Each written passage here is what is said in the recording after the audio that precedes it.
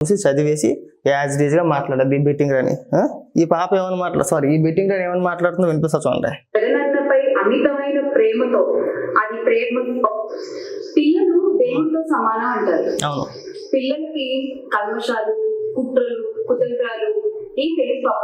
ఇక్కడ అలా ఏమీ తెలియదు కాబట్టికే ఫోటో దిగిన అనంతరం సాక్షి కూడా పక్కకు తీసుకెళ్లి మైక్ పెట్టి వాడు చెప్పమన్న విధంగా ఆ పాప చేత చెప్పించేశారు. వాళ్ళకి ఏమీ తెలియదు కాబట్టికే, వాళ్ళకి ఏమీ తెలియదు, ఎవరైనా ఏదన్నా చెబితే మాట్లాడేయడమే, అలాగే మాట్లాడిపించేశారు. అంతేనా?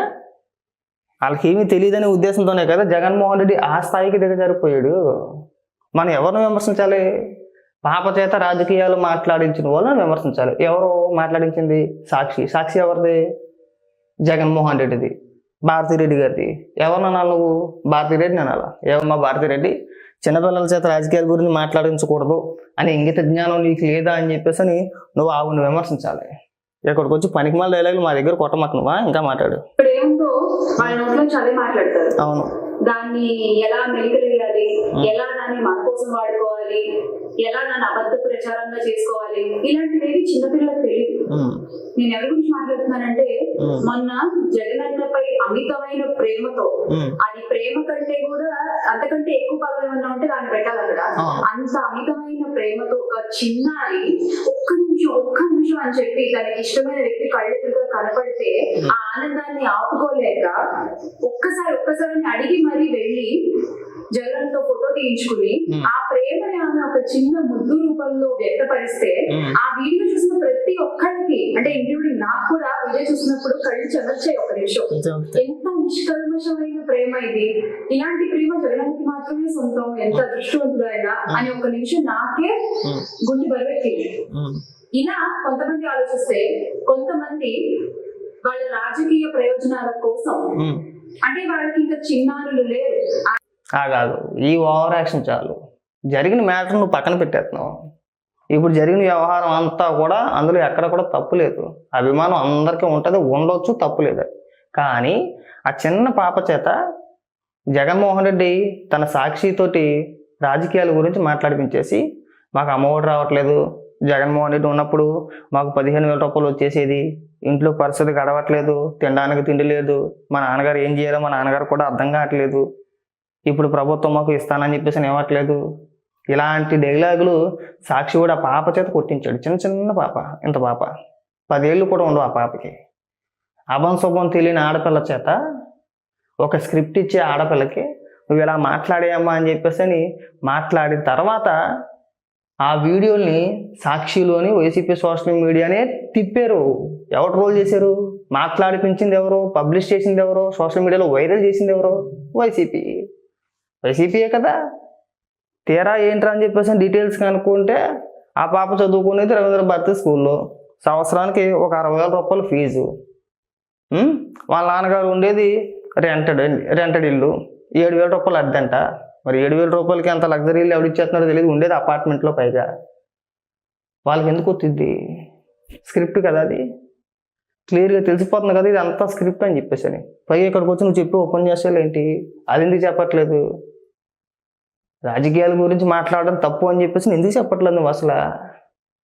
అంటే జగన్మోహన్ రెడ్డిపై అభిమానంతో ఆ పాప వచ్చింది కాబట్టి ట్రోల్ చేస్తున్నారని చెప్పే ప్రయత్నమా? చెప్పు దిగిపోయేలా కొడతాం బెట్టింగ్ అని గుర్తుపెట్టుకో బాగా.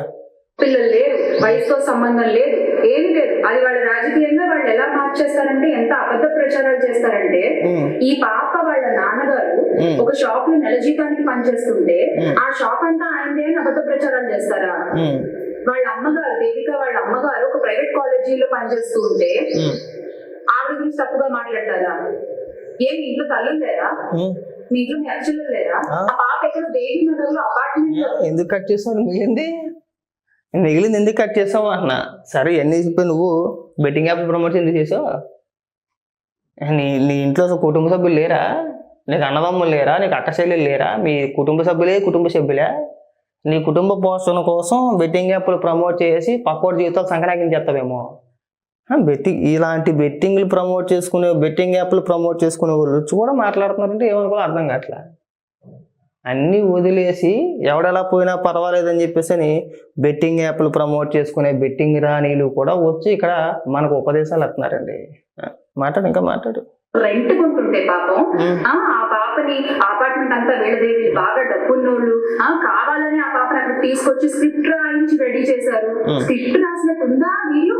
లేదా స్క్రిప్ట్ రాసినట్టు లేదా? కళ్ళగడానికి పెట్టేసుకున్నావా? 10 ఏళ్ళ లోపు పాప, 10 ఏళ్ల లోపు పాపకి ఇంట్లో ఆర్థిక పరిస్థితుల గురించి తెలుసుద్దా? అమ్మఒడి గురించి ఆ పాప చేత మాట్లాడిపిస్తారా? జగన్మోహన్ రెడ్డి ఉన్నప్పుడు మమ్మల్ని ఎత్తిమీద పెట్టుకున్నాడని చెప్పేసి ఆ పాప చేత మాట్లాడిపిస్తారా? ఆ పాప చేత ప్రభుత్వం పైన విమర్శలు చేపిస్తారా? స్క్రిప్ట్ కాదా అది? 10 ఏళ్ల లోపు పిల్లలకి అంత నాలెడ్జ్ ఉంటుందా? అంత అవగాహన ఉంటుందా? అలాగే సరిగా ఇంట్లో కుటుంబ సభ్యులతో మాట్లాడడమే అటు ఇటుగా మాట్లాడతారు, ముద్దుగా మాట్లాడతారు. అలాంటి వ్యక్తిని తీసుకొచ్చి రాజకీయాల గురించి మాట్లాడిపిస్తే అది స్క్రిప్ట్ కాదా? అది ప్రాంప్టెడ్గా తనకు తానుగా మాట్లాడేసిందా? మనిషి వద్ద ఉండకపోతావు నువ్వు అసలు. పైకి వచ్చేసి ముఖం చూడు ఎలా పెట్టింది సిరాగ్గాను, ఏదో మలబద్ధకంతో బాధపడినట్టు. అది డైలాగ్ కొట్ట మాకు, నాకు తెలుసు. కళ్ళు కనిపించట్లేదా? ఆ పాప ఫోటోలకి వేరే వేరే ఫోటోలు యాడ్ చేసి ట్విట్టర్ లో ట్రోల్స్ చేస్తారా? మనుషులా ఇంకెవరన్నా మీరు? ఇదే మనిషి. బెట్టింగ్ రాని బెట్టింగ్ యాప్లు ప్రమోట్ చేసినప్పుడు మాత్రం మనిషే. ఎవరు ట్రోల్ చేస్తున్నాడు? ఎవరు అనాలి నువ్వు? జగన్మోహన్ రెడ్డి అనాలి, దిక్కుమాలదన్నా అనకూడదేమో కానీ చెప్తున్నా. చిన్నపిల్లల చేత రాజకీయాలు మాట్లాడిపించింది జగన్మోహన్ రెడ్డి అనాలి. జగన్మోహన్ రెడ్డి నువ్వు మనిషివా పశువా? మనకు ఒక టీవీ ఛానల్ ఉంటే సరిపోదు, ఎవరితో మాట్లాడించాలి, ఎవరితో మాట్లాడించకూడదు, ఆ పాప వయసు ఎంత, ఆ పాప చేత రాజకీయాల గురించి మనం మాట్లాడిపించకూడదని జగన్మోహన్ రెడ్డి ముఖం మీద తుపుక్కు నువ్వు వేయాలి. ఆ పేటీఎం ఆర్టిస్టు, పెయిడ్ ఆర్టిస్టు. మనకి ఎంతో కొంత డబ్బులు పడేస్తున్నారు కదా అని చెప్పేసి ఏది పడితే అది ఇక్కడికి వచ్చి వాక్కూడదు. పైగా మనుషులా లేకుంటే పశువులా? నువ్వు మాత్రం బెట్టింగ్ యాప్లు ప్రమోట్ చేసేసి పక్కన వాళ్ళ జీవితాలు నాశనం చేసేయచ్చు. వాళ్ళ ఇంట్లో కూడా చిన్న పిల్లలు ఉంటారు. నీ బాధితులు ఒకరిద్దరు కాదు, 100లో ఉన్నారు. లక్షల రూపాయలు పోగొట్టుకున్నారు. వాళ్ళ ఇంట్లో చిన్న పిల్లలు ఉండరా? వాళ్ళ జీవితాలు రోడ్డుని పడిపోవా? అంటే నీ కుటుంబం కోసం అది. నీకు గట్టిగా మాట్లాడితే రాజకీయాల గురించి మాట్లాడే అర్హతే లేదు. లేదంటే ఫస్ట్ క్లారిటీ ఇవ్వు దాని గురించి. నేను బెట్టింగ్ యాప్లు గతంలో ప్రమోట్ చేశాను, తప్పైపోయింది, బుద్ధిగడ్డి తిని చేశానని చెప్పేసి నువ్వు ఒప్పుకో. ఆ తర్వాత వచ్చి ఇక్కడ పెద్ద డైలాగులు కొట్టు. పైగా మనుషులే పశువులే, ఈ అతిపై అలాగనే వద్దని చెప్పి